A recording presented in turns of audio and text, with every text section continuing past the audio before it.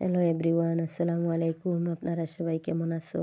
আশা করি আল্লাহর রহমতে ভালো আছে, সুস্থ আছেন। আমিও আপনারা দোয়ায় ও ভালোবাসায় ভালো আছি, সুস্থ আছি। আজকে আর একটা নতুন ভিডিও নিয়ে আসলাম আপনার মাঝে। ভিডিওটা স্কিপ না করিয়া পুরা ভিডিওটা দেখবা, আর দেখি একটা ছোট্ট একটা লাইক দিবা, আর চ্যানেলটাকে নতুন হইলে সাবস্ক্রাইব করবা। আর যারা সাবস্ক্রাইব করিয়া রাখছেন অলরেডি, অসংখ্য অসংখ্য ধন্যবাদ।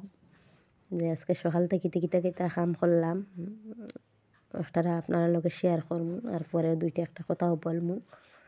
মানে কথা বলতে অনেক ভালো লাগে বা আপনার লগে। এখানে দেখতে পাইতরা সকাল করে চা পরে আমি ফরাসটাইন ভিজাইছি, যাইতে ওখানে লবণ দিমু, মানে কুসাটা খুব জলদি ছাড়িয়া যায়। কন্যানি একটা মেয়ে তার সংসারটা কতদূর সুন্দর করে রাখে হে বুঝতে পারে, আর কতটা ইজ্জত দিয়া তুলে তার সংসারটারে। মানে একটা মেয়ে যতটুকু গরিব হোক না কেন, তেব তার কাছে গেলে তার জিকির করলে কীরকম আপনি পরিবারও আছেন বলে আল্লাহর শুকরিয়া, আল্লাহর রহমতে খুবই ভালো আছি।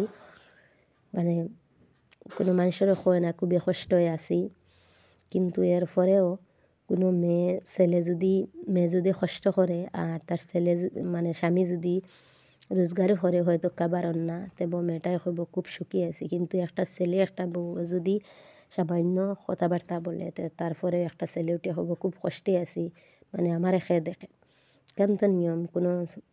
কোনো একটা ছেলেরে যদি জিজ্ঞাসা করো মানে তোমার পরিবারটা কেমন সুখী আছে, হয়তো ভিতরে সামনে দিয়া হইব খুব সুখী আছি, ভিতরে ভিতরে খুব দুঃখ আছে। আর কিন্তু একটা মেয়েরে যদি সামনে জিজ্ঞার হরো তার স্বামীর সামনে কতটা সুখে আছে উঠিয়া হইব, এটা তাই হইবা কোন সুখে দিন খাটাইয়ার আর কোন সুখে জীবনটা খাটাইয়ার, এখানে সে বুঝবো।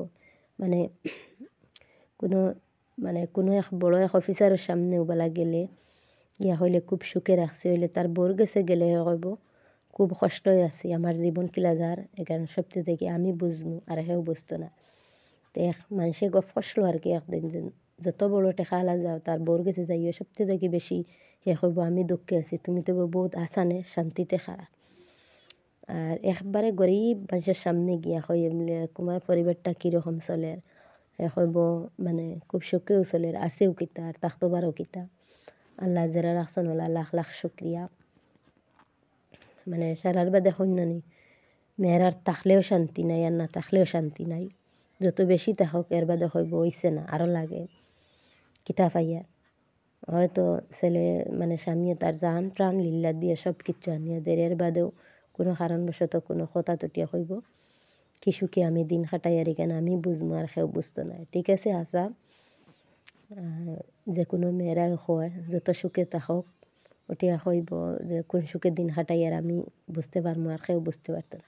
মানে আর একটা মেয়ের একটা জিকার হতে, যে মেয়ে জিকার হরছে তারে জিকার হরলে, যে মেয়েরে জিকার ও মেয়েরে জিকার হরে কি সুখে যে একটা শুনিয়া বদলি রিটার্ন উঠিয়া হইব তোমার তাকি বেশি সুখী আছি আমি।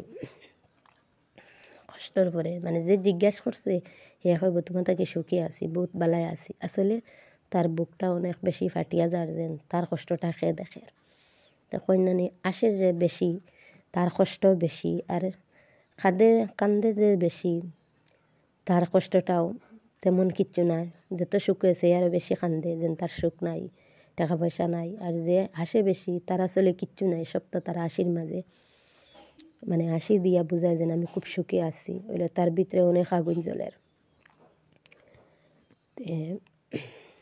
একটা ছেলে যদি দুষ করে তার শ্বশুর বাড়ি, মানে এর বাদেও শ্বশুর বাড়ি এলাকা হইবা যেন খুব ভালো আমার দামান। কিন্তু একটা মেয়ে যদি তার শ্বশুর বাড়িত একটা কিচ্ছু করে, তো একটার মাঝে তার মা বাবা ভাই বোন সবে হইব ওই মেয়েটা বালা না।